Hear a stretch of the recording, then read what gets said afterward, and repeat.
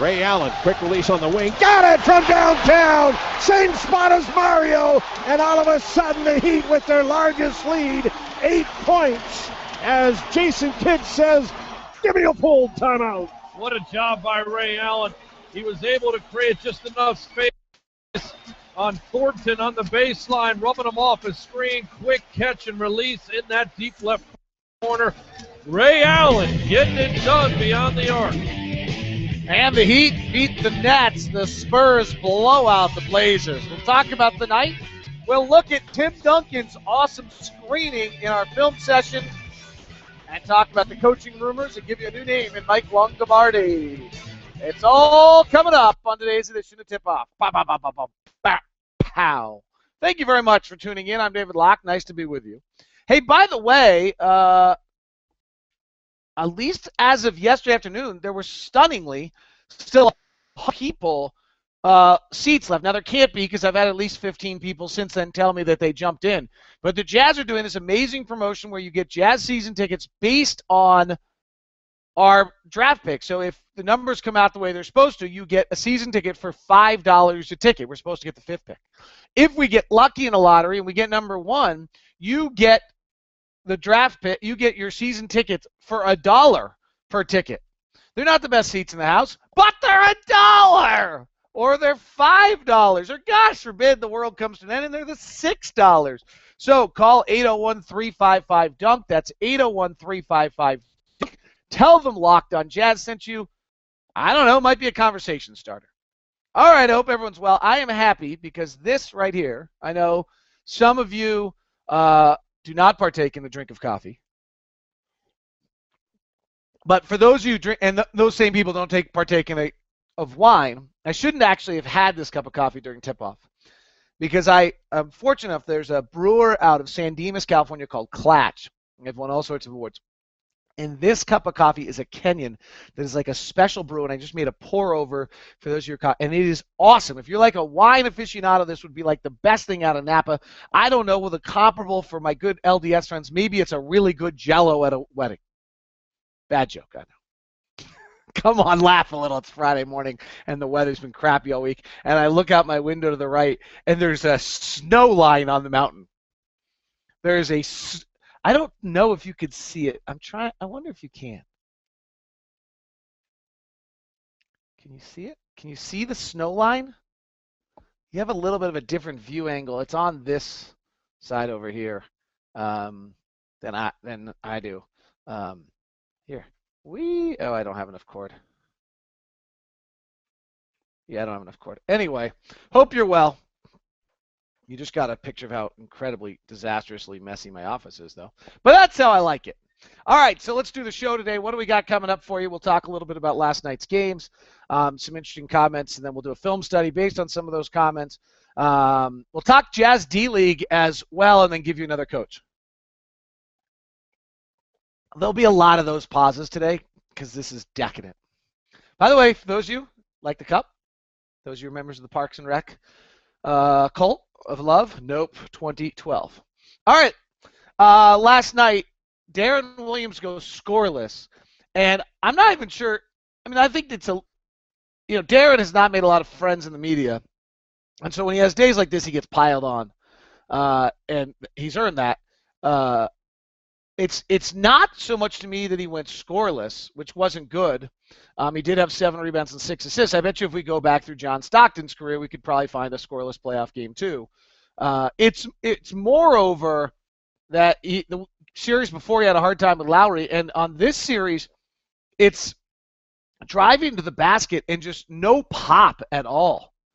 The Brooklyn Nets have become the team where everybody sits around and watches and realizes that they love their general manager. Because frankly, this isn't probably the reason you moved, Darren. And I have contested the whole time. I thought he might have stayed, but the fact of the matter is you just didn't want to. Darren's evidently not a guy you wanted to max out and let have the hands around for health, conditioning, personality, have the hands around the neck of your franchise. And, we'll see whether Favors and Cantor and part of Trey Burke in that deal turn out or not. But, that deal seems pretty reasonable right now. If you were the Boston Celtics giving of Paul Pierce and Kevin Garnett, you frankly look like a genius. Atlanta getting 2 first-round draft picks for Joe Johnson, you look like a genius. And Portland having Damian Lillard out of Gerald Wallace, who's no longer the team, you look like a genius. So that's what Brooklyn's become. You watch them to make you feel good, because they're gonna lose the series. Garnett, Darren's gonna get blasted today. Garnett, to me, is the one who is just scared to play. Wide open jumpers doesn't take him. He just couldn't look worse, and he's just an offensive killer right now.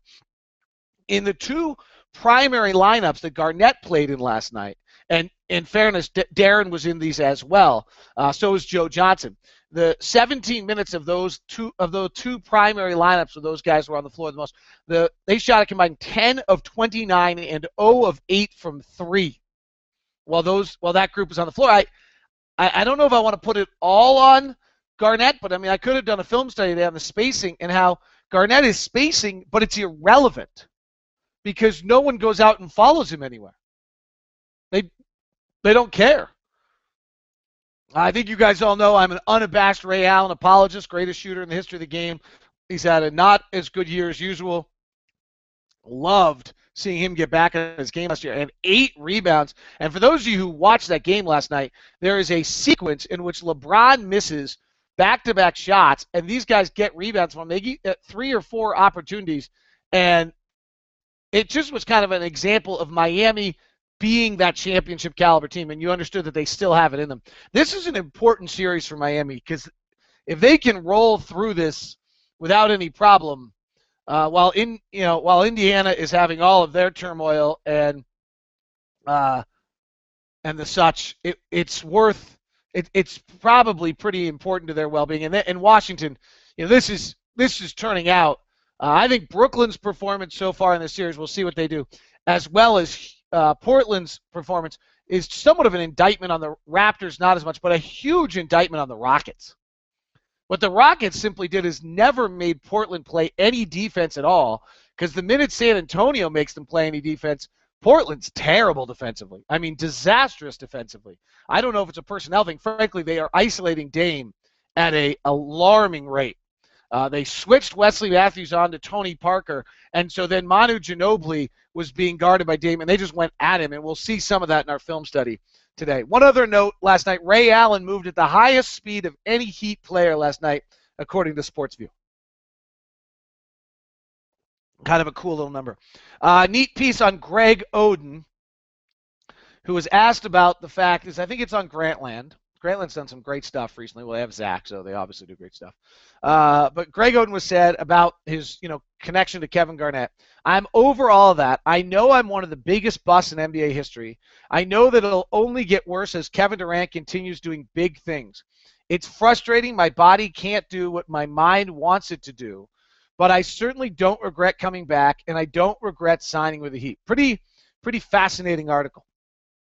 All right, latest on the coaching front seems to be right now that Golden State is becoming the first domino to fall. And the question really becomes, do the Knicks have a plan B other than Steve Kerr? Fascinating, Steve Kerr has become this highly sought after. Van Gundy, to me, as I said yesterday, is the elite coach that's available. Quentin Richardson, with an interesting tweet yesterday, Quentin Richardson said that Van Gundy was the best he ever dealt with because he had them prepared for every moment of every game. I thought that was and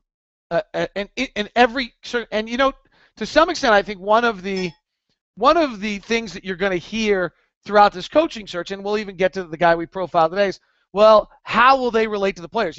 Does the coach have to have instant credibility the minute he walks into the gym on training camp on October 1st? And Van Gundy would probably have that. George Karl would have that. Lionel Hollins could have that. Well, what happens if you hire some of the guys we've profiled, Quinn Snyder or Brian Gates we profiled the other day, or one of our own guys, or Jay Larinaga, or we'll profile Mike Longadardi today. What about those guys? If they don't have instant credibility, is that a problem? And I think the answer to that question is if you can get them quickly to believe that you're amazingly well prepared, that you're going to put them in positions to succeed, that's all they want to know. What they don't want to know is that they're fighting against you.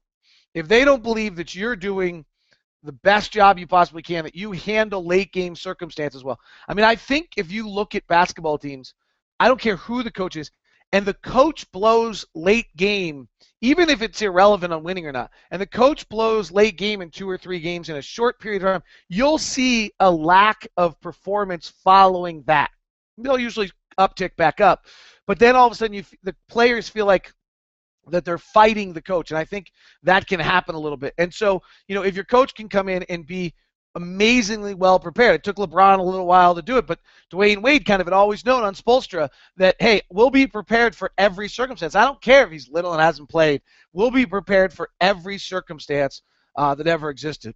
The other kind of coaching news, I think that what's probably going on, I don't know, behind the scenes, is I would guess, well, again, priority 1 is the draft, and then priority 2 is I would guess there's some initial conversations now beginning to take place. I don't think I'd call them job interviews. They might be investigative conversations. I would guess the list is now at a manageable spot where the organization can start to move forward a little bit and figure out the type of coach they're interested in. And as I said yesterday, I made this up entirely, but I'm just kind of logically deducing this, that my guess is the way, just kind of knowing Dennis, is that you break the coaches up into certain types of people that, you have your assistant coaches that former players, you have your, whatever, and into these categories, and you probably try to find the best 2 or 3 guys in each of those categories to some extent. All right, let me introduce you to a new coach, Mike Longadardi, as I mentioned a few times. After 7 seasons as an assistant coach on the collegiate level at smaller colleges, he then went to the NBA as a video coordinator with the Houston Rockets and Dennis Lindsay. He worked for 4 seasons with increased assistant video coordinator. The resume then says video coordinator, then assistant coach / video coordinator. So he got promoted every year. And then when Lindsay left and went to the Spurs, Longadardi moved to Boston. The importance of Boston is it coincided with the arrival of Garnett and Ray Allen and for Paul Pierce. And he becomes an assistant coach to basically Tom Thibodeau. Tom Thibodeau is the assistant head coach, and Longadardi almost becomes Thibodeau's assistant. In 2011, Thibodeau goes to become the head coach of the Bulls. Longadardi gets promoted to a bench coaching role and teaches defense. In an article on SB Nation, he said, teaching defensive values will be a day-to-day effort. There's no magic wand to immediately get there. That goes for offense, too, because both sides of the court are connected. If you don't take a good shot on offense, it's going to hurt you on defense. Likewise, if you don't play good defense, you're not going to get offense. Asked about pace of play and what he believes, he said, we can't play fast all the time. You want to play fast to score easy points, but you can't play reckless. You have to play at your strengths. Talent determines how a team should play. Taking bad shots makes it harder on the defense. It's important to remember that in order to score, you have to get the ball, which you do by playing defense. When it comes down to it, it's tough to win playing at such a high pace all the time. So interesting comment on pace. By the way, that jumps out to last night, one of the better voice tracks I've heard with Popovich, who has turned out to be the worst sideline interview but golden on voice tracks. When he said to his guys 2 things: you can't win right away, you got to win in 48 minutes. I thought that was a brilliant comment. And then the next comment I thought was really fabulous on his part was an indictment on the Blazers defense. We've got to grab the board. Once we get the board, we're golden, I think he said, which was basically we're going to score every time on this defense. They can't stop us at all. And so from there, they move. You could really see the way San Antonio played, but I thought that was a great insight. All right, Tim Duncan, to me, is one of the top 10 players of all time in NBA history. I made this comment a long time ago, and I think people kind of quibbled with me a little bit. That seems to be going away. I might even rank him a little bit higher than that. And what I wanted to look at today is one of the reasons. That number was 18 per game. John Barry, I don't like you that much. Please be quiet. One of the reasons everyone talks points and rebounds, and they should, but he is the best pick setter in the history of the NBA, or at least in the modern history of the NBA. And so I am going to run over here, and we are going to just watch him set picks. And some of them are illegal, some of them are moving, but they're all at slightly different angles. They're different than what you think the traditional pick is. But let me tell you, if I was the new head coach of the Utah Jazz, the first thing that I would do is I would grab, not the first, but one of the first things is I would sit in a room with Rudy Gobert, Derek Favors, Enes Kanter. And I would put up on the board, Tim Duncan has won 70% of the games he has played in the NBA. I would put Tim Duncan's winning percentage as the next thing on the board, like wins and losses. And then we would watch this, because two things should jump out to you on this film study today. One is that Tim Duncan plays the entire possession with the designation of how to free his teammates, not the designation, with the desire to free his teammates, not with the desire to get open for himself. Okay? That's the most obvious. The second thing is the brilliance of his picks. But the intent of the possession by Tim Duncan is what jumps out at me. We are going to watch maybe 12 cuts unless it becomes too much. So let's do that now. Matthews. Here's Duncan right here. Comes in, just a quick drag for Parker, and Matthews goes down in a crumple. But this is an early fast break, and Duncan is running this break not to get the ball at this point. He is running this possession to find an opportunity to clear Wesley Matthews. Watch him. Here he is on the right side, and now he stops. He's set at this point. John Barry in the broadcast calls this a moving pick. I'm not sure it is, but he knew Parker well enough. This is certainly, these guys have played 1,000 games together. And he rolls into a beautiful, it's probably moving because he kept going. So that's a nice illegal, but it's brilliant. And the bigger thing to me was the intent of the possession. And to me, that's the single most awesome part about it. Here's the next one. He's trailing this possession. He comes over, and Parker gets a wide open look. You know, whether Parker makes these shots or not, to me, is actually somewhat irrelevant. Let me go back. I want to show you just the fundamentals of the screen here by Duncan on this. But again, early offense, this is very much of their offense. And my pause button is not working for some reason. Why would my pause button decide not to work? All right, let's see if I can get it. Oh, actually, I can do this. Slow motion. No, I can't. Look at that. There's a little hip check. There's a slight movement. Sure, it's illegal, but that's setting a pick. Does he roll out of it? No. I mean, our guys set a pick, and their intention is to set the pick to get themselves open. His goal is to set the pick to be able to get his teammate open. Right? Watch him. Here he comes. Slow motion. Boom. Yeah, hits him. Little left hip. Not a major. You could call it. You're not going to call it on Duncan, but I don't even think you're going to call it on Kanter Favors. And so what if they call it twice? Right? What if they call it once or twice? Not a big deal at all in regards to what you're doing for your teammates. Let's continue on this. This is before and after every game. And Duncan's just kind of hanging here in the middle of the lane. And he decides he's not going to set that pick. We've into slow motion. He's going to the far side. Now, this is actually not a – he goes and look, again, this whole entire possession here, his intention is to clear. He gets right up on Lillard. Lillard actually does a nice job of getting over the top of that pick, but he takes a little brunt of it. Lillard just got killed and beaten up last night. Nice job. That play doesn't materialize. So now what do? Parker backs out. This is the beauty of the Spurs, really, at this point, where now they get into it and then back into a pick. And watch this pick on Wesley Matthews. He sets. Matthews is just dead. And the key here, I'm actually going to go back and see if I can freeze this one for you. The key here is the angle. He realizes Matthews wants to go over the top, and you see him step and look at the angle that he suddenly turns this pick at. He's not setting a sideways pick here for Parker. He's actually curled and taken the complete route. He's dictating at this point whether you're going over or under this pick. It's really high-level brilliance. Go to the next one.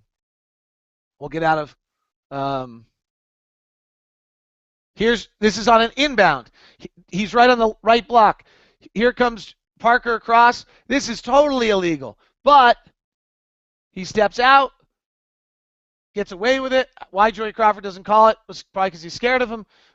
And Parker gets a wide open jumper. Completely illegal. But again, the intent of the possession is totally to free his teammates, which is a beautiful concept. Again, he works the post here. They go into him in the post. Tries to find something. Play is now busted up. All right, I'm not available. Let me go to pick setting. Here he is. He's got a chance to get the ball. He's not going to get it. Matthews working on Parker. And how do you make sure that Parker doesn't get beat up all day? You do the beating up. And what I love about this is there's the first pick right there. Again, definitely has a little move to it. I'm not about to claim these are all legal. And yes, there's a level where if you're teaching Gobert and these guys this, they got to figure out a way to stay legal. He does this quite well. So he's forced him under, but he also knows Parker well enough to know Parker's coming right back. And look at him hold his position with his butt. He just set a pick with his butt to clear that whole play. And then he gets the flare back. And this time, actually, the pick actually makes him open. His first look is to reverse. It's not there. So what do? This is the Spurs. They have 8 seconds on the shot clock, which is an eternity. So he sets another pick, and look at that pick on Damian Lillard. And that one's actually legal. Lillard crumples like a deck chair. Look at this. This is a legal pick. Boom. Boom. All right, he laid his right shoulder a little bit. It's not entirely. But again, is the angle flat? No, the angle's curled a little bit. That's the key to this pick setting, is that he doesn't set them all straight. And if you watch it in real time, you don't see that. And Lillard's gone. It's like he's a dwarf here. He's suddenly gone from 6'1" to 4'3" because his whole body has been crumpled. And he falls to the ground. And if you want to know why Parker and Ginobili are able to play and not get beat up all the time, that's why, because at some point you're not so worried about that. You're not beating up on them. All right, here's the last one on Parker, and then we'll switch to another set here in a moment. Early offense. I love this. This is one of the great plays this is so beautiful. Here's the play. Parker's leading the break. Duncan's trailing. What's Duncan's intention? To get the ball and slam dunk. Not at all. Watch this. He just runs right down the lane and knows that Parker's coming off of him, slows down for a second, and he just wiped out 2 men for an easy layup for Tony Parker. It's gorgeous, gorgeous basketball. All right, let me see. I think the point is probably proven, but I like this so much that I'm going to keep doing it. So if you need to leave me, you're welcome to leave and say goodbye. But I think this is so great and so fun that I'm going to continue on this, because this part of the game is what separates, to me, champions from regular teams. It's, we can't figure out every year why the Spurs are so darn terrific, and this is the answer of why. All right, what we're about to watch here is... Maybe that'll work. You got it. This is in the second quarter. They are blasting the Blazers, and this is almost a 3 plays back-to-back sequence where Duncan just murders people with his picks. Here's Parker, early offense, hits over to Diaw. We'll get out of slow motion. And here comes number 1. Handoff to Ginobili. Lillard just got hit by Diaw once. Here comes the second one. Again, that right hip definitely goes out. Somewhat of the trick here by Duncan, you're probably watching, well, these are all illegal. Right, but the feet are set, and definitely the hip out is illegal. Garnett's gotten away with different styles for years, and they've probably established it a little bit. So again, it would be hard to teach Cantor, Favors, but there's some tricks to it. Cantor and Favors will set moving picks with their feet moving. If you watch Duncan, there's an art to setting an illegal pick, frankly. And this is it. This is about as good an example. We're in slow motion. We can see it. I've got this down to slow motion. Look, feet are set. At the point of contact right now, That's a pretty legal pick. Everything here is still pretty legal. Still pretty legal. And the next step, still, all right, there it is. There's the slight twist of the right hip into the body of Lillard that's probably making it not as legal. But the feet haven't moved. The hands haven't moved. The shoulders, where an official can see it, obviously haven't moved. The elbows haven't moved. It's just the lower body, the lower thigh, and not a lot. And Lillard's gone on the play. Let's go to the next one.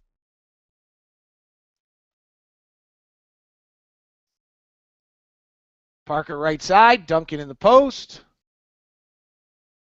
Trying to find something. Oh, is this the same play? Yeah, this is actually the exact same play as we had before. Sorry, didn't realize it was on both my sheets. Because it comes back out to Parker, and then he sets... Oh, there's even more to this one. That's why it was on the previous. Now he's directing traffic. And here comes another pick on Wesley. And again, this time, watch out, but this is the reason I put this one in, is because watch this. So we've watched out all these other times. Oh, it's going to be on Lillard, who just gets killed all night. So Lillard is going to try to go under, and watch how how Duncan now adjusts. Remember, he's been turning one way. He will now turn the other way on this pick. He comes, he sets it, and he makes a little twist the other way to free Parker. And again, hands are down, shoulders are square, hips are definitely moving a little bit. But there's an art and a way to do this. He's going to get him again here. Here's the far side. Ginobili gets it off a quick inbound. Lillard is lost. Bam! And Lillard goes to the ground again.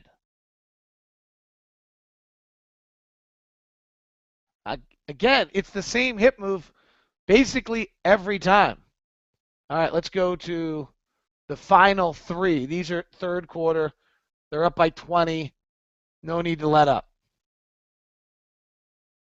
Duncan goes to the right block. This one's actually not a. This is just. I mean, this is basically kind of to the point of what I was just talking about, maybe more than any other, of just being focused on clearing a possession for your teammates. He actually makes no contact with anyone on this. But this is what size should be able to do. Here comes Parker, comes out. He's open because he ran a little rub off Duncan. Then on the backside, Ginobili's running a rub off of Duncan on the far side. Lillard goes above it, so Ginobili just turns around. Lillard's caught. Duncan actually steps out, but there's no real contact here. Lillard now is trying to avoid it so much because he's been beaten up all day, and Manu gets a wide open three. Okay, we're now into the fourth quarter. Now it's got tight here for a minute. This actually begins to matter a little bit. So here comes Duncan. Boom. Look at that.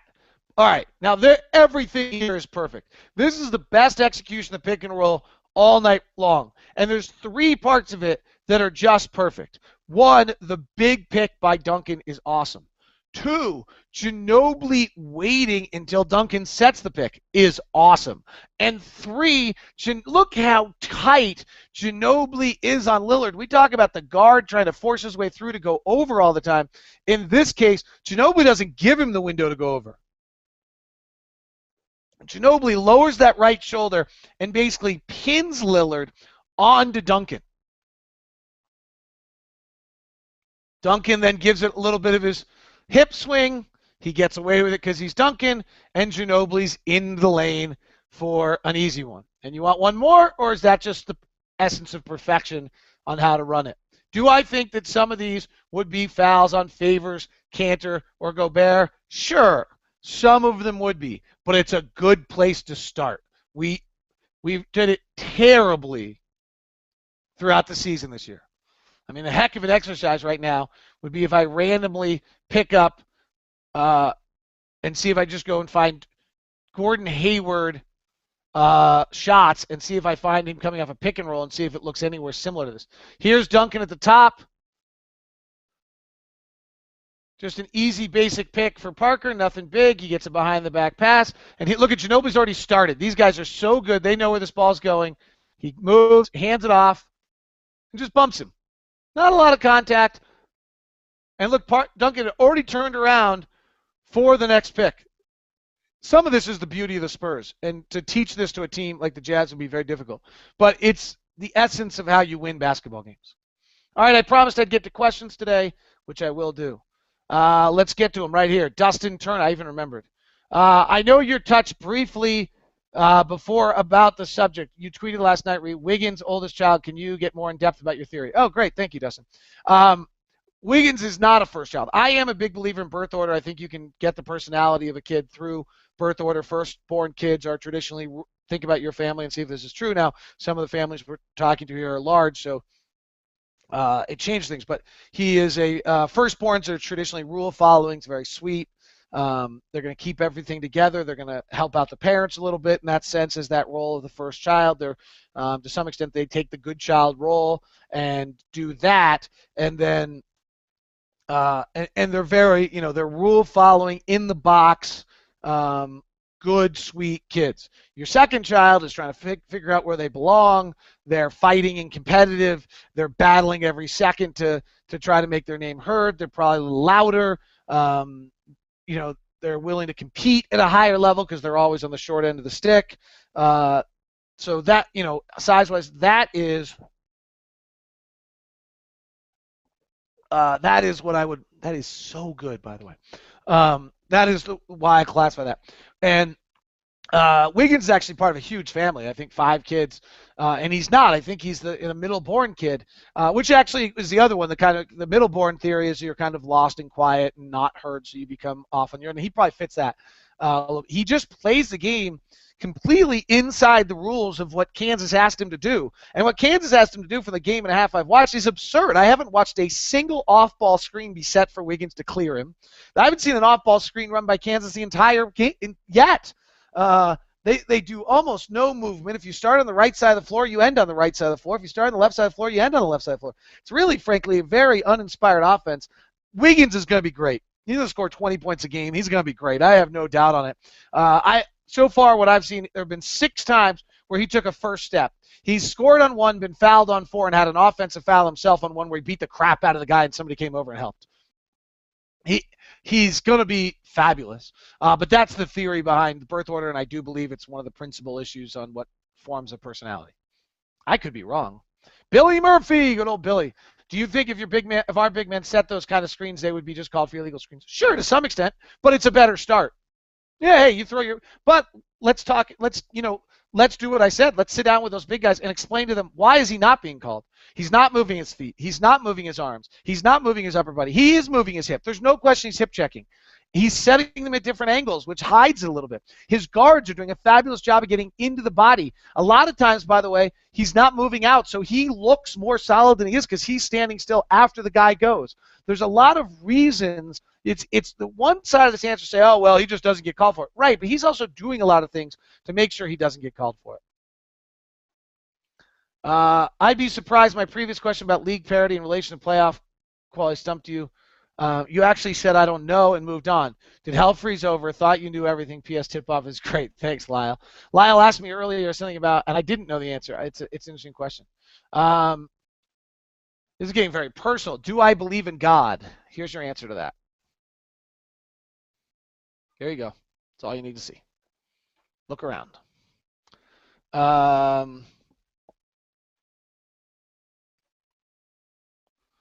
2 questions from Earl Ural. Is that really your name? That's awesome. Do you think to get the number 1 score is the first priority to get a perimeter defender? Number 1 talent. We need elite level talent. We need a lift tower, as we talked about yesterday on tip-off. My analogy yesterday, which I'm going to stick with because I really liked it, is if you think about a chair lift, you need towers to carry the chairs up the mountain. And you need a few towers to get the chairs up the mountain. Maybe a tram where you can put the players in the tram to get them to the top of the mountain. You need some lift towers. Duncan's a lift tower. Parker's a lift tower. Ginobili's a lift tower. LeBron's the greatest lift tower ever. So is Duncan. You need that kind of lift tower. Washington thinks they have those lift towers in Wall and Beal. We don't have a lift tower yet. We need lift towers. If the Jazz aren't able to get a top 3 pick, that means no Parker or Wiggins, would you trade the Jazz pick for Michael Carter Williams and the 24th pick of the Bobcats would take that in a second. And no, I would never do that. I don't think Michael Carter Williams can play enough to score in this league. You watch the lineups that are on the floor in the playoffs. You have to be able to score. Thanks so much. I'll be on with DJ and PK at 9. Have a great day. Bye.